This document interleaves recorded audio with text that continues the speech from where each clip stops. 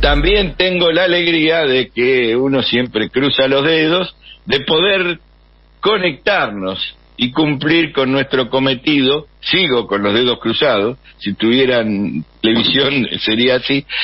Ponemos la musiquita que nos lleva a Pac Rúsica y a Silvana Yarmoluk.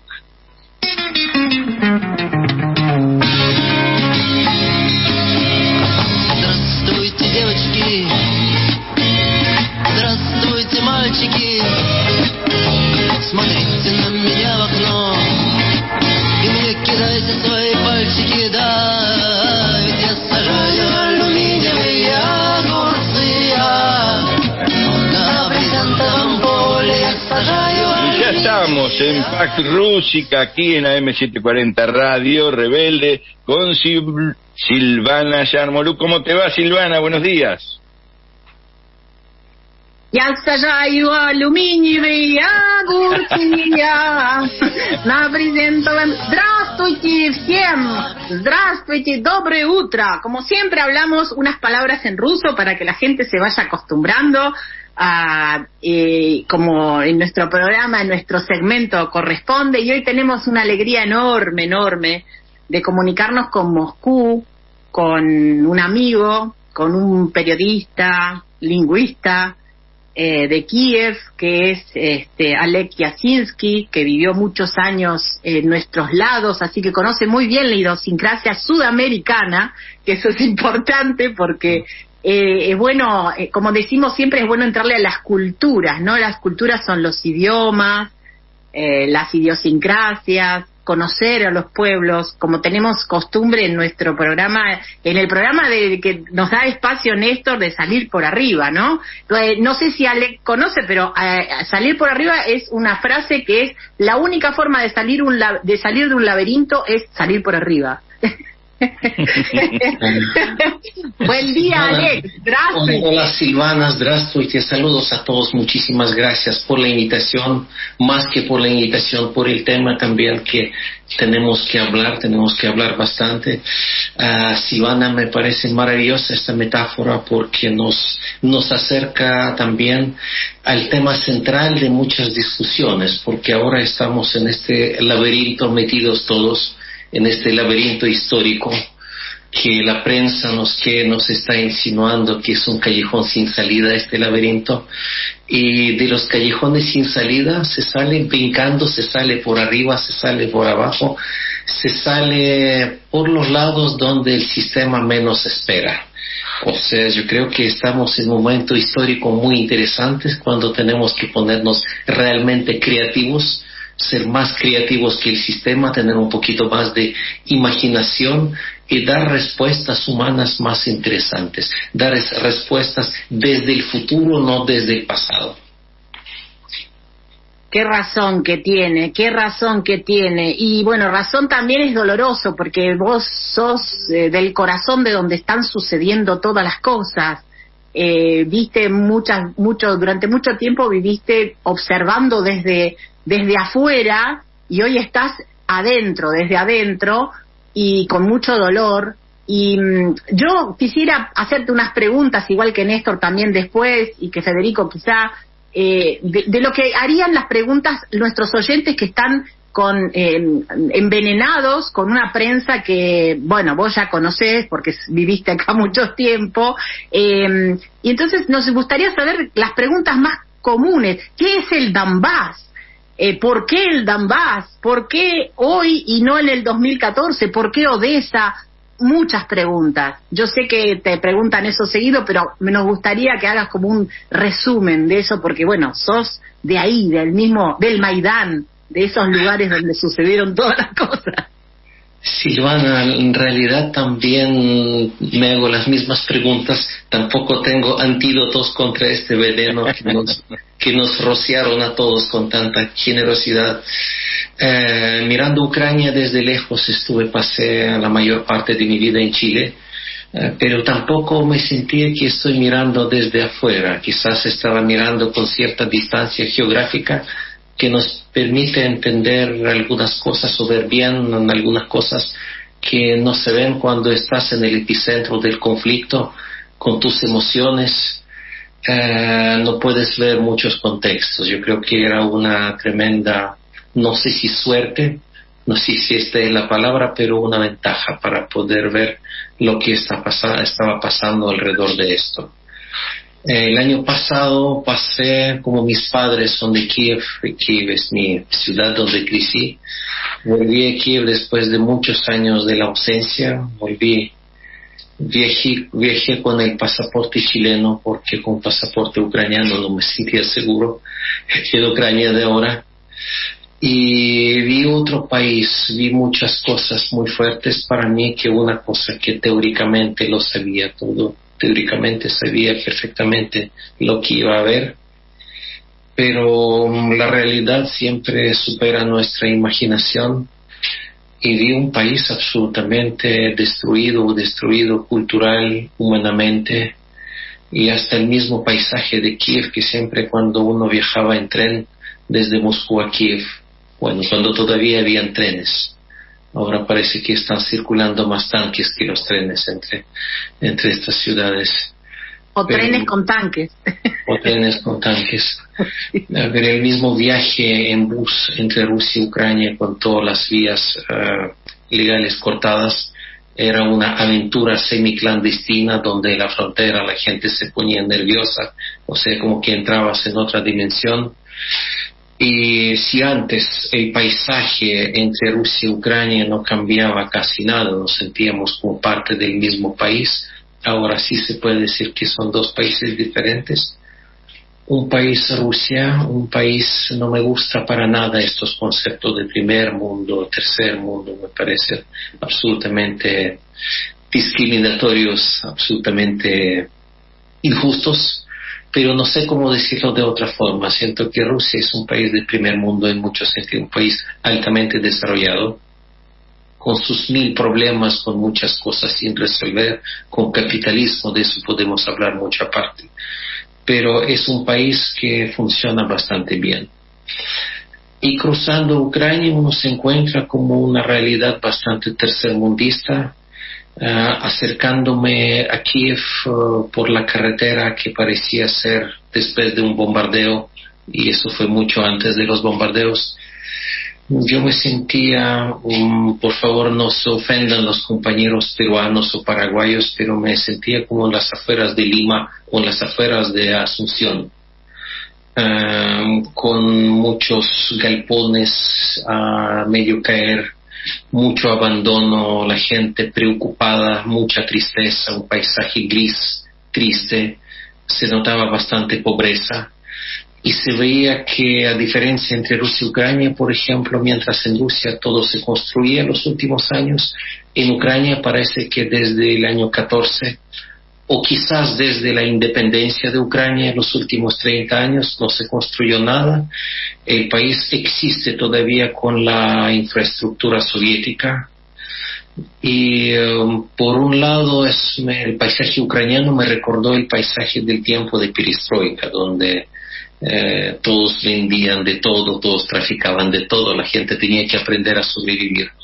Lo de ahora era peor porque la infraestructura que en los años 90 del siglo pasado estaba bastante nueva, ahora es totalmente deteriorada. Hay mucho más desesperanza, hay más desconfianza, hay miedo. Sentí una sociedad llena de miedo. Y ahí te quiero interrumpir, Alex, perdóname, porque me gustó esta comparación que hiciste, sin ofender a nadie, las afueras de Asunción y todo lo demás. ¿Cómo era el gobierno de...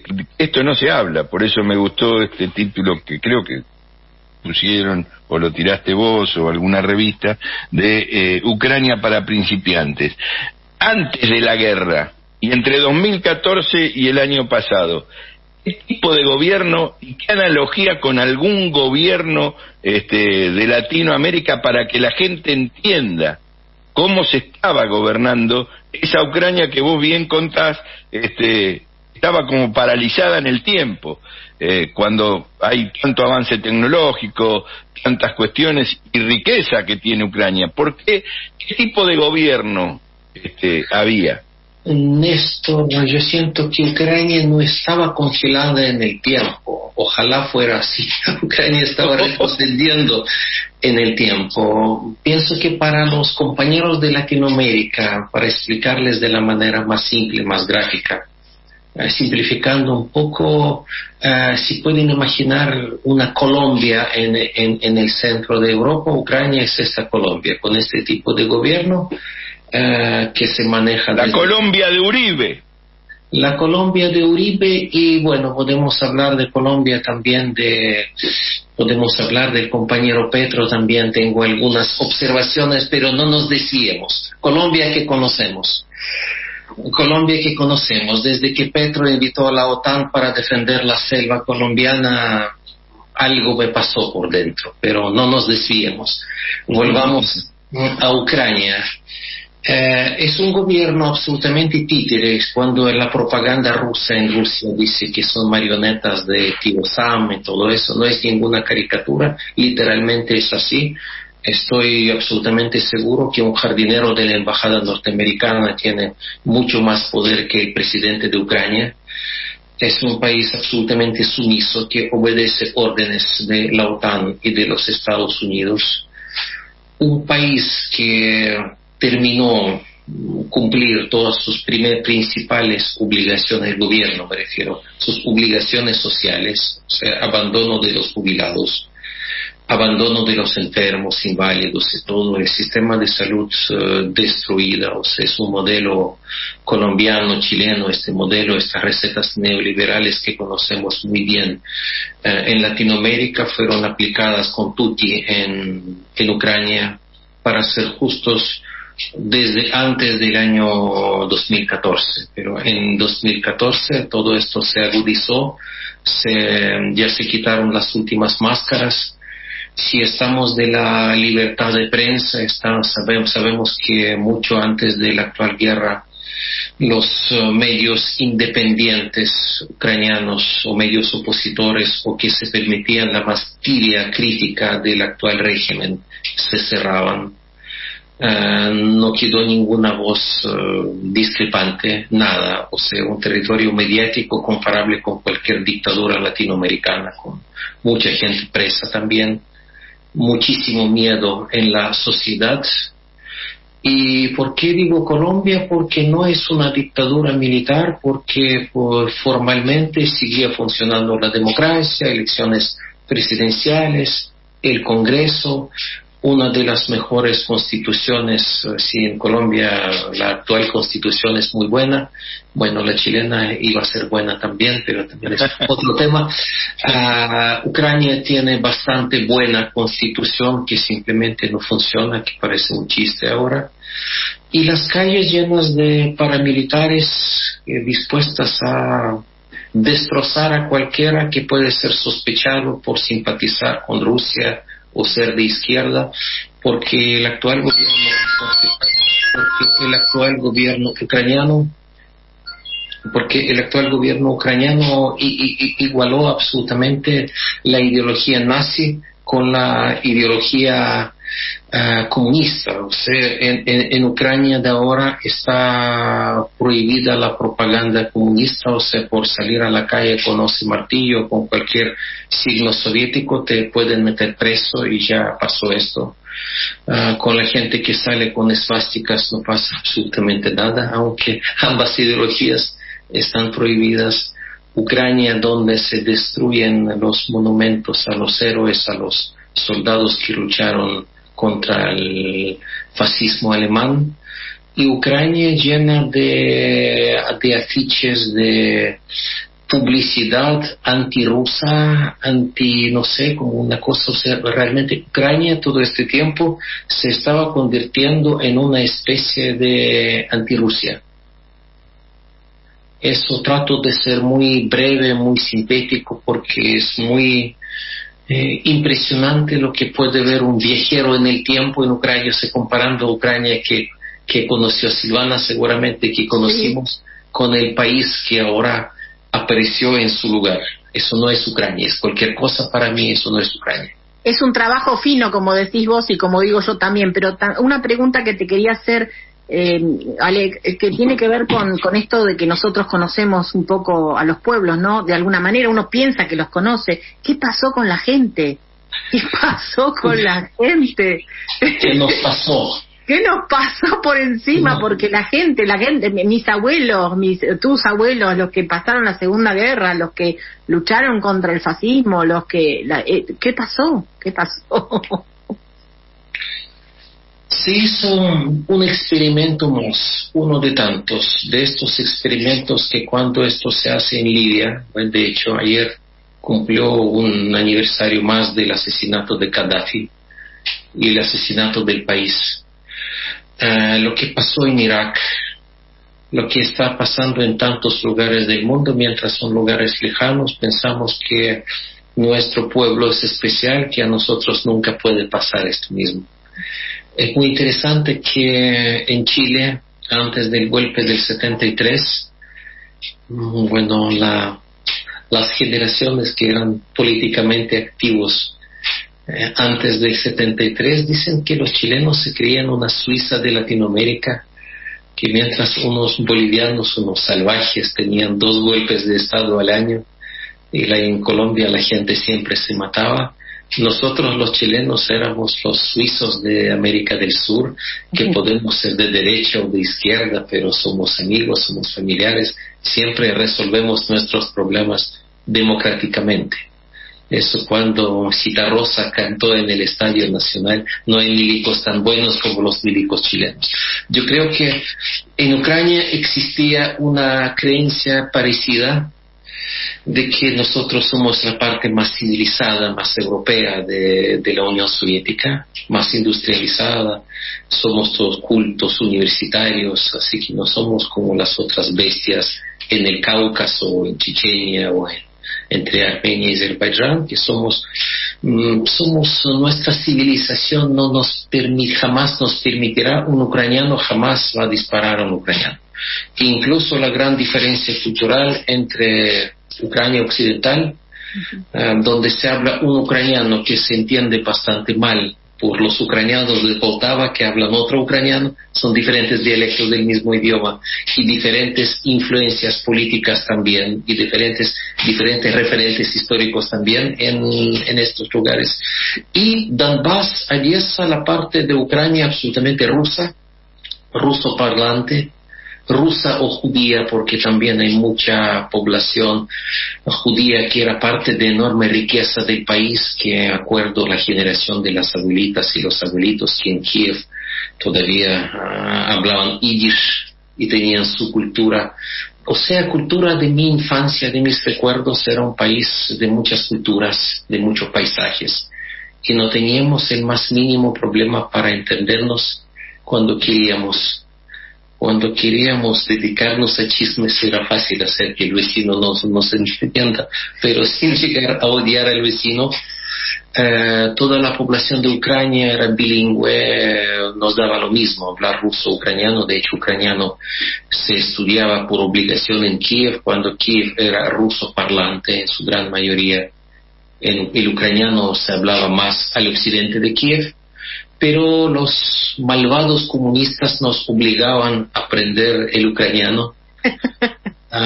Muchos no querían, para que ahora la nueva propaganda ucraniana nos cuenta su historia de que la Unión Soviética y el ucraniano estaba perseguido, que los comunistas perseguían a los ucranianos, y este tipo de absurdos que los pobres chicos que ahora tienen 20 o 30 años no lo saben, no tienen cómo saberlo, porque en los medios ucranianos, antes de la guerra, el año pasado, cuando participé en algunos programas de televisión y teníamos que hacer un análisis histórico, resulta que estaba prohibido opinar bien de la Unión Soviética. Así que al aire nos decíamos de vez en cuando. Y nos reíamos todo porque la misma conductora entendía que era absurdo, pero estas eran las leyes, eran las normas. Es como negar su propia historia, porque vos podés estar de acuerdo o no de acuerdo, pero es una historia, que pasaron. Silvana, sí, y ahora estos pobres chicos de 20 o 30 años convertidos en carne de cañón que los envían a morir por una historia que jamás existió. Y uno siente mucha rabia, mucha impotencia, porque claro que no voy a repetir alguna propaganda, decir que los nacionalistas ucranianos, todos nacionalistas, ¿qué nacionalistas? Hay fascistas, los que mandan en Ucrania, los que son mandos militares y todo, pero la gran mayoría del ejército ucraniano son los pobres muchachos que realmente no tuvieron ninguna otra opción. Claro, sí. Acá los interrumpo un cachito, sí. Silvana, Alec, qué excelente nota con este compañero ucraniano-chileno, qué persona formada, muy interesante, necesitamos más de este compañero, un abrazo peronista cálido y de bienvenida a Alex. Así es su nombre, dice Mónica con K. Oleg. Lo que está escuchando. Oleg. Bueno, ahí está. Sigan nomás, le digo a todos los oyentes y oyentas que estamos en Salir por Arriba, en el espacio de PAC Rúsica, comunicados directamente con Rusia, una alegría que nos da primero poder tener la conexión, eso es clave, y después poder seguir conversando con Oleg, que tiene toda esta paciencia para transmitir, pero que es de la única manera que podemos entender. Inclusive la pregunta que vos haces, ¿qué nos pasó? Esto es universal, porque cuando miramos que hay 50 millones de brasileños que votaron a Bolsonaro, cuando vemos que muchos medios de comunicación en la Argentina publicitan a esta banda terrorista que le dicen la banda de los copitos, como si fueran unos tontitos que venden copos de nieve, digo, ¿qué nos pasó? Bueno, tenemos que leer qué está pasando para ver si le encontramos, como dice Alex, algún antídoto, ¿no? Silvana, adelante. No, yo solo quería decir una cosa porque, digamos, es importante para la audiencia entender que como dice Oleg sobre la cuestión del idioma, la mayoría de los dirigentes actuales digamos, de Ucrania no hablaban ucraniano, tuvieron que aprender. Incluso el presidente, porque él tenía audiencia puramente rusa, como cómico, como actor, y él, o sea, mucha de la gente que hoy día está a la cabeza del país aprendieron ucraniano porque no lo sabían, porque vuelvo a repetir, como dije el otro día, el idioma ruso era un idioma comercial en el Imperio Ruso, en la Unión Soviética, porque era el idioma que unía toda esa región como civilización. Más allá de las imposiciones en algunos lados, como conté el otro día, que en realidad la revolución comunista lo que quería era latinizar el ruso para que poder exportar un poco la revolución, y Stalin dijo, no, vamos a hablar, y Stalin era georgiano. Es un poco difícil contar a veces la historia de la Unión Soviética, pero así, es real. Digamos, el idioma común que tienen hasta el día de hoy muchas repúblicas, ex-repúblicas soviéticas, es el idioma ruso, porque es el idioma común en el que se comunican para la economía, para los acuerdos, para todo, eso principalmente. Pero en Ucrania, en este momento pasan cosas, Alec. ¿Sabés qué me gustaría preguntarte? No preguntarte yo, bueno, para que la audiencia, ¿por qué se hace tanto hincapié en la guerra, entre comillas, actual, que es a partir del 24 de febrero, y la prensa se cayó la boca el genocidio que sucedió desde 2014? Yo sé que eso es algo que se habla, pero bueno, vos como persona analítica de la situación, ¿por qué pasa eso? ¿Por qué la prensa internacional se cayó la boca a Odessa, se cayó la boca a Donbass? Silvana, yo creo que primero que nada porque no es un tema ni ucraniano, ruso, ni europeo, es un tema mundial, es el tema de una dictadura económica, mediática, cultural o más bien anticultural, que padecemos absolutamente todos, que nos afecta a todos, a cada uno en su lugar, a su modo, de su forma. Pero si nosotros vamos a tratar de ver esto como un problema local de Ucrania, seguramente no entenderemos nada, porque siempre es importante ver el contexto de todo eso.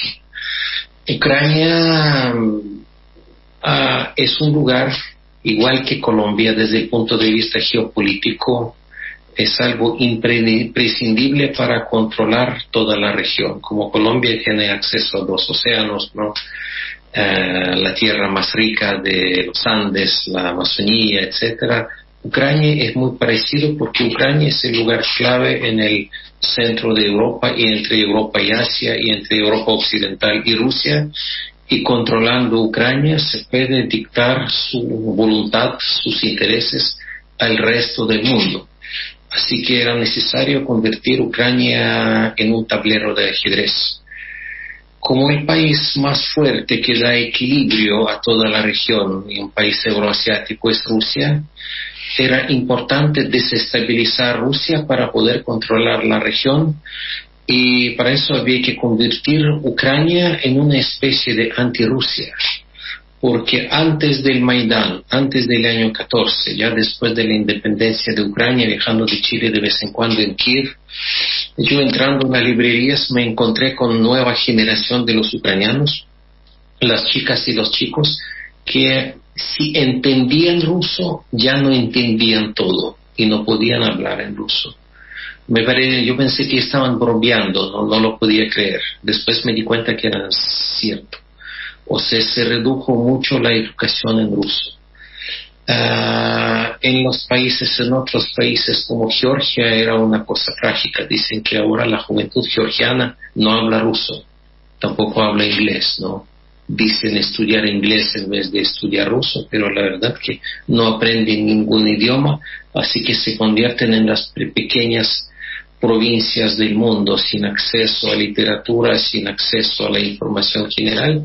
Por eso dividir y gobernarlos es cada vez más fácil. O sea, es un proyecto del imperio desde hace tiempo y a largo plazo.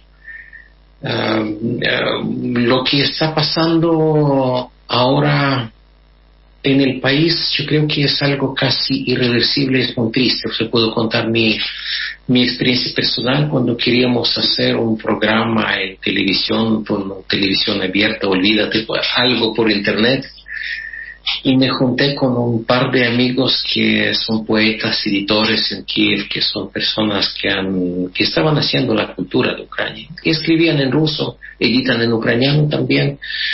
Y realicé una reunión de ellos con los jóvenes periodistas progresistas, que querían abrir Ucrania al mundo, hacer cosas más interesantes, hacer programas sobre cultura. Cuando mis amigos empezaron a hablar y contar nuestros proyectos, estos chicos entendían como la mitad de las palabras. O sea, me di cuenta que creció una generación que ya no tiene idea de la cultura mundial, no sabe prácticamente nada de nada y está formateada de otra forma. Ya es casi imposible entregar los contenidos que nos parecían normales en la época soviética o quizás en cualquier universidad latinoamericana. Los ucranianos los convirtieron en estas personas sin educación, sin formación, sin comprensión de la historia, con la comprensión de una sola cosa, que viven al lado de un monstruo que se llama Rusia. El monstruo está gobernado por un nuevo Hitler que quiere tirar la bomba atómica al mundo, que desde niño soñaba con cocinar a los niños ucranianos. O sea, más o menos este es el cuento que se impuso, que se vendió a estos niños. Es el mismo que escuchamos nosotros desde acá, digamos. Sí, claro. En Ucrania eso duró los últimos 8 años. Qué horror. Alex y Silvana, tenemos que interrumpir un poquito esta conversación. Nos queda media hora. Vamos a una tanda muy breve de la radio para que se sepa en qué radio estamos, que es AM740 Radio Rebelde. Volvemos y seguimos con esta conversación que es tan importante porque se mete con la historia y yo lo escucho a Alex, estamos con Alex Yasinski y Silvana Yarmoluk hablando, Alex desde Rusia, desde Moscú, hay muchas identificaciones con las cosas que vivimos. Yo cierro diciendo esto, Alcir Argumedo, con quien conversábamos mucho, nos decía: Picone, yo voy a dejar la política, dejó la política, no fue más candidata, dice, pero hagamos capacitación e información. Yo quiero ir a cualquier lugar del país a hablar con los jóvenes sobre cómo cómo es el pensamiento, cómo se construyen las ideas, no a bajar línea de un partido, no, a que la gente pueda integrar en su pensamiento todas estas cuestiones, lo nacional, lo internacional, lo federal, todo. Bueno, ese mandato que nos dejó Alcir Argumedo es el que escucho en la voz de Alex Jasinski. Nos vamos a la tanda y enseguida volvemos. Дай води напися, ти така хороша, дай хоч подивися. Ти така хороша, дай хоч подивися. WhatsApp de la Rebelde 11 2690 8496 1126 908496. Agendanos y participa de la Asamblea Radial. Luchó y volvió. Leña al fuego, un clásico de la radiofonía combativa. Desde el 1 de octubre, todos los sábados, de 17 a 19, por Radio Rebelde, AM740.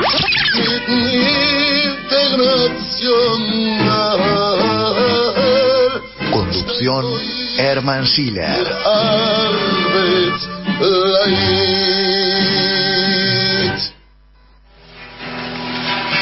Para el pueblo, lo que es del pueblo. Un programa de análisis político con la agenda y la mirada de las y los trabajadores. Guillermo Varela, Rubén Fanesi, María Belloni, Marcelo Dualde. Todos los miércoles, de 13 a 17. Para el pueblo, lo que es del pueblo.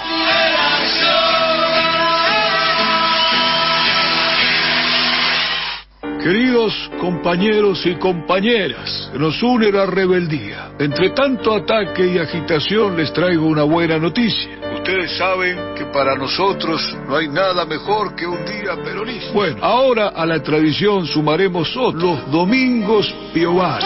Domingos Piovano. Sí, los domingos de 14 a 18. La doctora Piovano, ¿qué decimos? La infectóloga del pueblo. ¿Pudiste conocer a tu sobrino al final? Mi sobrina, sí, muchas gracias. Imaginen, 4 horas de encuentros, información, música, humor, política, salud integral. Secciones que harán historia. La siesta del domingo ya no es un bajón. Domingos Piovano, una nueva tradición.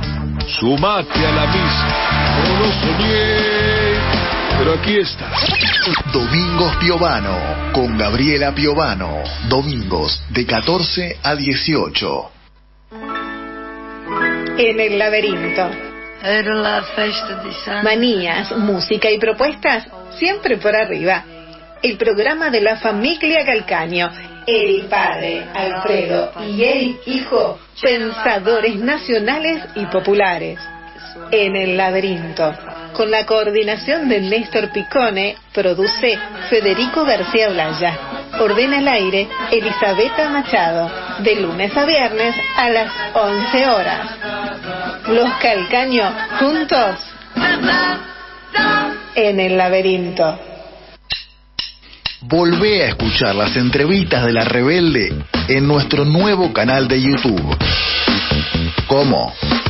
Búscanos en YouTube como Radio Rebelde AM740. Te suscribís y ayudas a que La Rebelde siga creciendo. Radio Rebelde AM740, ahora en YouTube. Telam Digital, información en tiempo real. En telam.com.ar, toda la información que necesitas.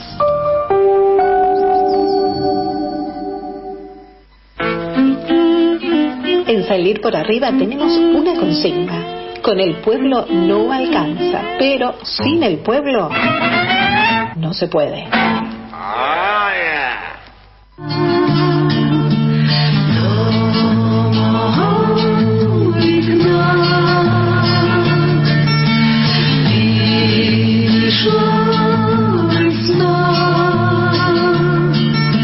Розтопилася на шипці,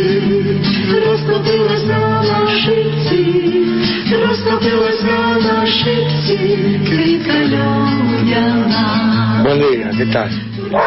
Ya que están hablando de Rusia, te quería preguntar cómo ves la guerra, si va a durar mucho, cómo va a terminar esto, no sé. La tercera guerra mundial está a un paso. Bueno, te quería preguntar eso, viste, que yo tengo descendientes de ucranianos, así que, y de rusos, así que se están peleando entre ellos nada más, por culpa de la OTAN. Pedro de Lanús.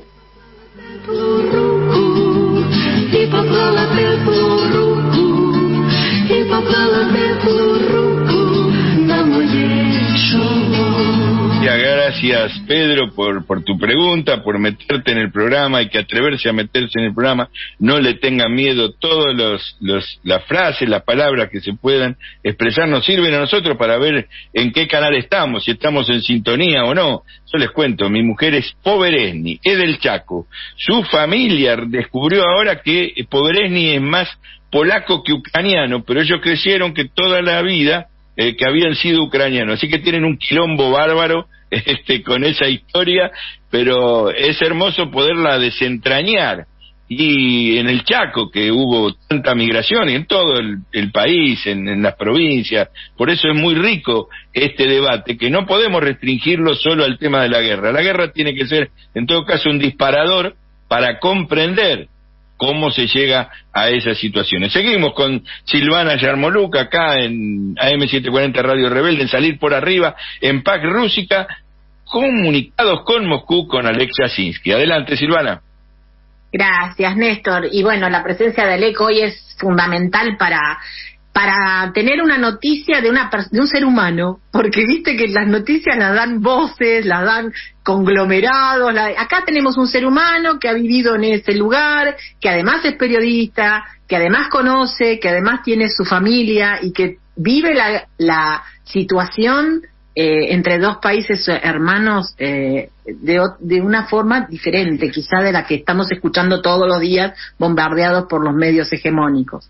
Ale, que hicieron una pregunta ahí, fue un paisano el que hizo la pregunta, porque seguro tiene ucranianos y rusos de cómo termina la guerra. Es como preguntar, qué fácil, una bola de cristal.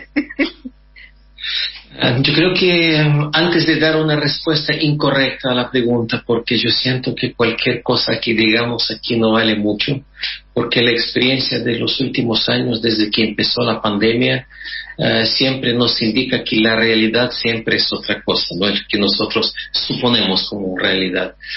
Yo creo que es más importante tratar de entender la lógica de lo que está pasando. Ya entendimos que la caída de la Unión Soviética, más allá de que a alguien le parezca bueno o malo como un hecho histórico, la caída de la Unión Soviética obedece a los intereses de los países del occidente, digamos los Estados Unidos y sus aliados, para controlar los enormes recursos naturales y humanos. O sea, en Latinoamérica se entiende esto muy bien. Pensando en las venas abiertas de América Latina, pensemos también en las venas del resto del mundo, que algunas todavía están por abrir.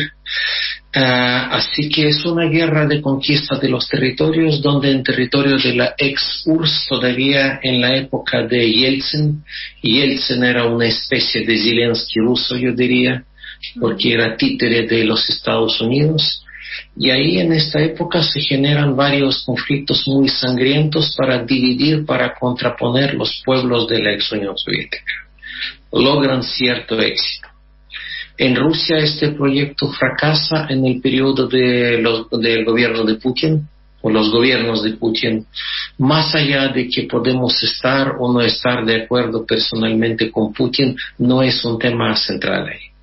Podemos objetivamente reconocer que los gobiernos de Putin dieron a Rusia mayor estabilidad social, económica, y el país los últimos por lo menos 10 o 15 años está bastante bien humanamente, con todos los problemas del capitalismo que no se resuelven dentro de esta sociedad, pero después del capitalismo, de los capitalismos latinoamericanos, un mundo bastante vivible, con la educación gratis, con la calefacción gratis. Ahora tenemos temperatura bajo cero fuera. La calefacción en todo Moscú y toda Rusia funciona muy bien y cuesta muy barato. Podemos ducharnos, bañarnos con el agua caliente sin mirar el reloj, y hay que vivir en Latinoamérica o en Europa para poder valorar estas cosas que el pueblo soviético nunca valoró.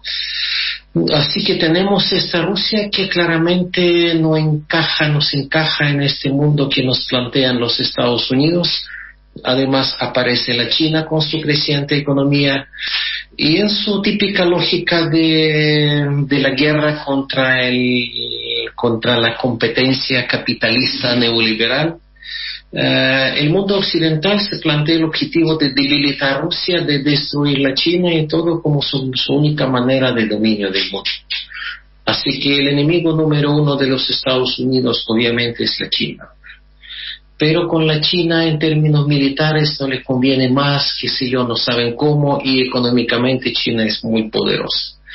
Creo que los analistas de nuestros ex socios, analistas militares y de inteligencia, pensaron que la economía rusa es muy débil, hay que aplicarle algunas funciones y el gobierno va a caer. Y se podrá llevar al poder en Rusia un nuevo Zelensky, que puede ser Navalny, que ahora es un mártir de la libertad y la democracia. Otro chiste. Sí, pero también sabes que, Oleg, también está bueno esto de tomar al viejo argumento de Hollywood, que el enemigo siempre sigue siendo Rusia. Entonces es más fácil, porque construir un nuevo enemigo desde un libreto con China es más difícil. Hay que explicar demasiadas cosas, claro.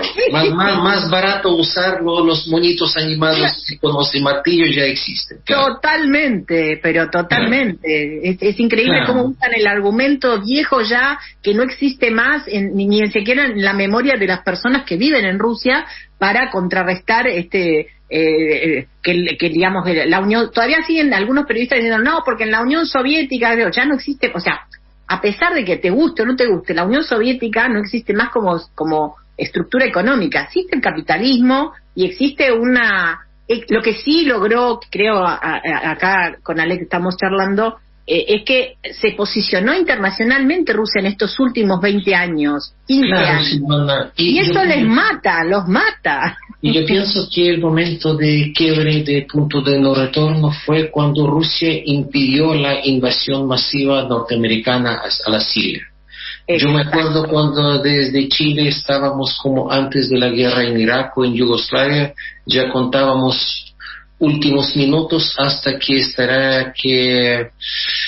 Damasco estará destruido por los misiles cruceros norteamericanos, lo que siempre hacían. Y en este momento aparece Rusia, aparece Putin, dicen que no, pone sus buques militares y cambia esta lógica. Y claro que el imperio no perdona estas cosas. Así que apareció un nuevo jugador fuerte en la zona que envía las tropas a Siria, que dice que no. Los Estados Unidos se dan cuenta perfectamente que antes que no cambien el poder en Rusia, no pueden seguir avanzando. Y en este actual conflicto contra la China, creo que ellos pensaron que es suficiente generar una guerra entre Ucrania y Rusia para desangrar Rusia, para tener una excusa para las sanciones económicas, para el bloqueo económico de Rusia. Rusia es un país débil, se va a desintegrar y nosotros vamos a poder llegar a las fronteras norte de la China y China quedará sola. O sea, yo creo que esta más o menos era su lógica. Yo pienso que su objetivo definitivo no es Rusia, es la China. Rusia es un paso intermedio, pero no le salió sí, la jugada. Pero cuando empezó la operación especial rusa o la guerra, o sea, da lo mismo como lo llamemos sí, en el 24 de febrero,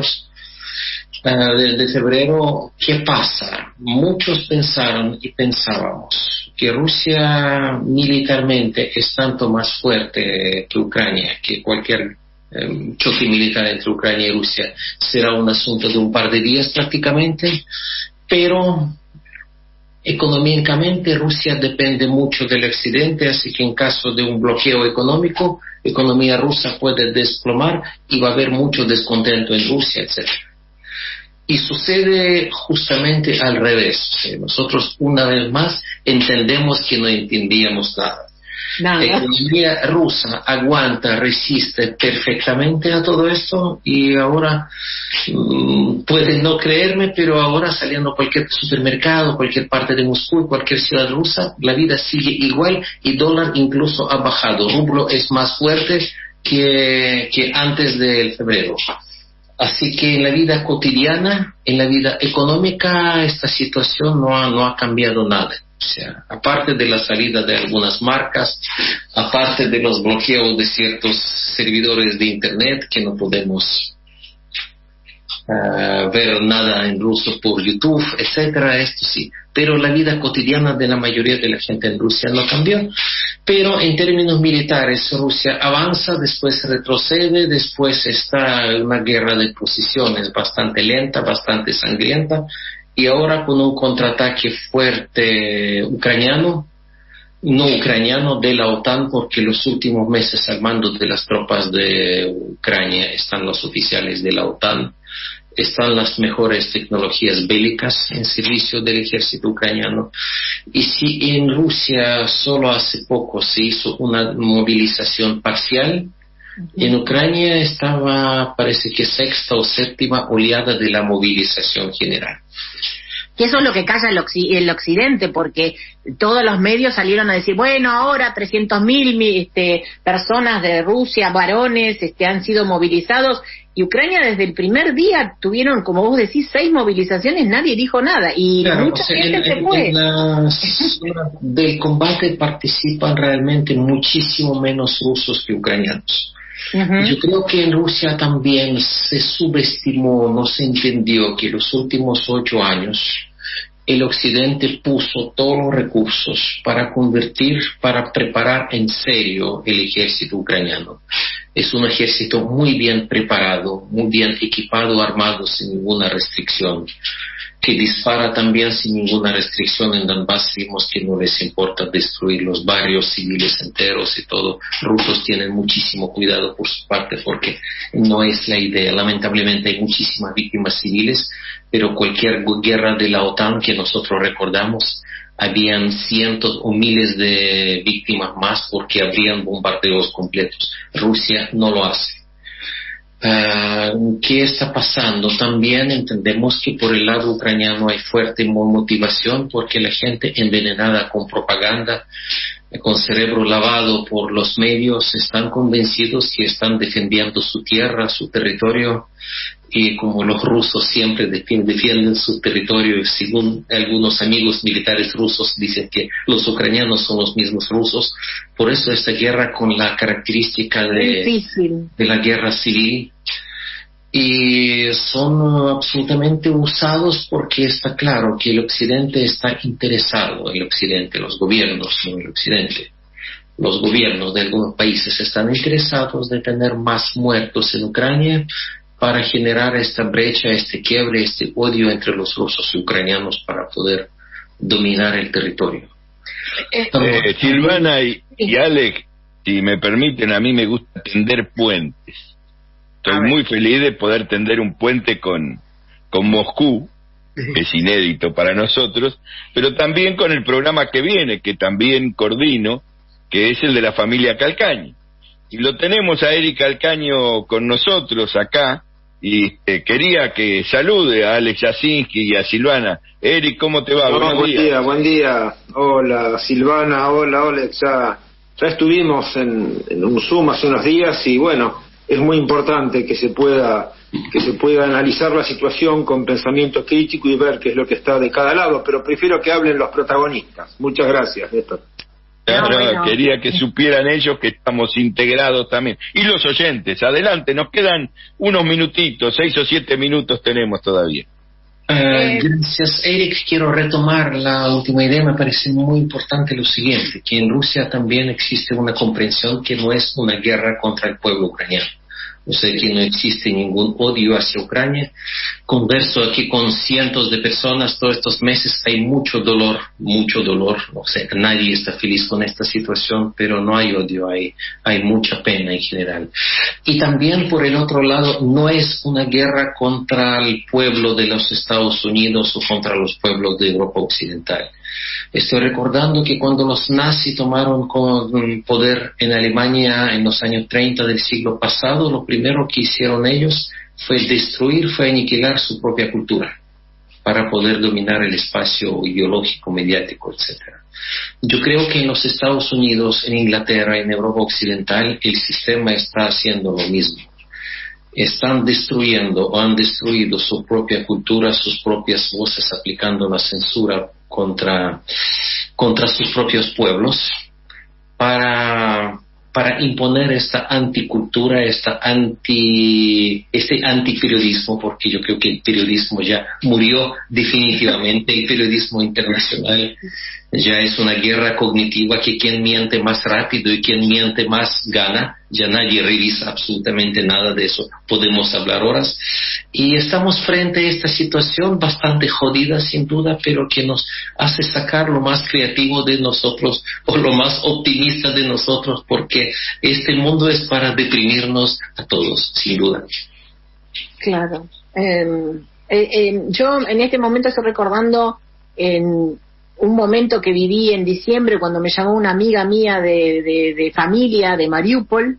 Mariupol, saben dónde está, fue el centro del digamos, donde la guerra, de alguna manera, como decimos, guerra, operación especial, quebró, porque ahí estaba concentrada toda, sabían que, y me decía, Silvana, ¿vos sabés qué pasó? En diciembre, ¿sabés qué pasó? Mi abuela fue al mercado, al bazar, como le decimos nosotros, a la feria natural, y volvían con una amiga, que las babushkas que le decimos nosotros, que son las abuelitas, van a las ferias, compran cositas frescas, qué sé yo, diciembre, invierno, y volviendo, caminando por la calle, se encontró con 2 soldados que hablaban en extranjero, que para ellos es algo totalmente, supuestamente extraño. Ya se estaban ahí concentrando gente, digamos, que no debería estar ahí, porque Ucrania no pertenece a la OTAN, digamos. ¿Qué hacían soldados extranjeros en esas ciudades? Esto es una cosa que yo quiero decir porque fue real, que la gente chocó con gente extranjera en su propia patria.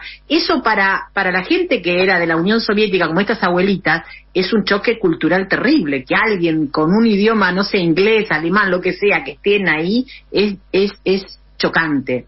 No sé si te parece lo mismo, Alec, pero eso fue una cosa que me sorprendió, y bueno, eso fue una predicción a lo que se estaba viniendo. También fue una predicción lo de Bielorrusia, porque todo ese armado que hicieron un año antes, ¿se acuerdan, no?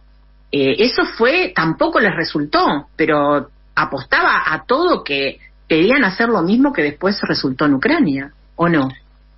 Sí, yo creo que lo más grave de esta situación, que es muy fácil decir que estamos por la paz, queremos que se dialoguen, queremos que lleguen a un acuerdo. Teóricamente sí, o sea, ¿quién no quiere que termine esta guerra? Absolutamente absurda, bestial para todos.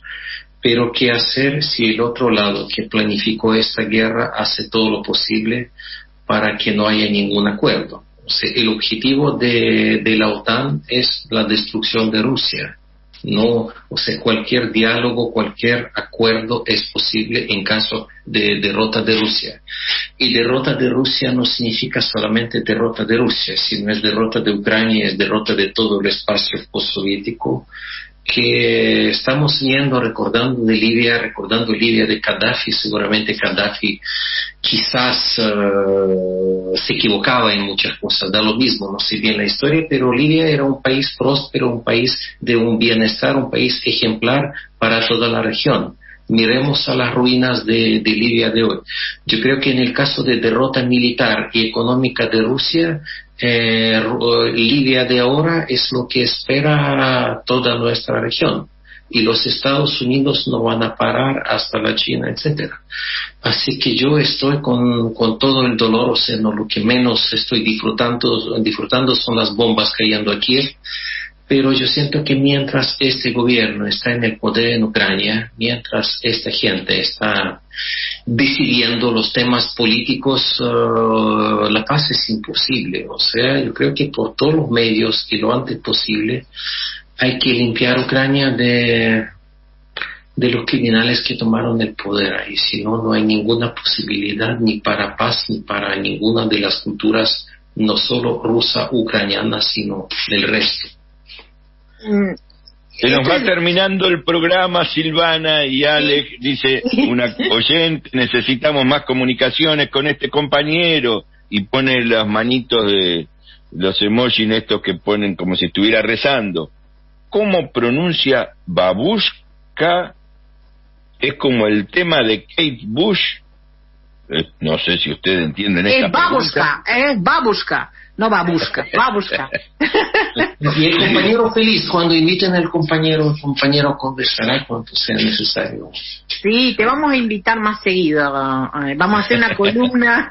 Yo me estoy metiendo, pero tengo que pedir permiso a No, pero esto es interesante. Yo les voy a decir, ya se nos terminó el programa, sí, pero la semana pasada, esta semana, a partir del compañero que vive en Francia, que es poeta, hicimos un programa con los mapuches, poetas, músicos, porque ¿cómo vemos tantas peleas que tenemos, no? Los mapuches son terroristas acá en la Argentina, están por invadir todo Neuquén y Río Negro, quedarse con todas esas tierras cuando lo que están pidiendo y disputando son pocas hectáreas, pero bueno, y así yo siento lo mismo. Nosotros tenemos que hacer estos programas porque la pelea es a nivel mundial, a nivel universal.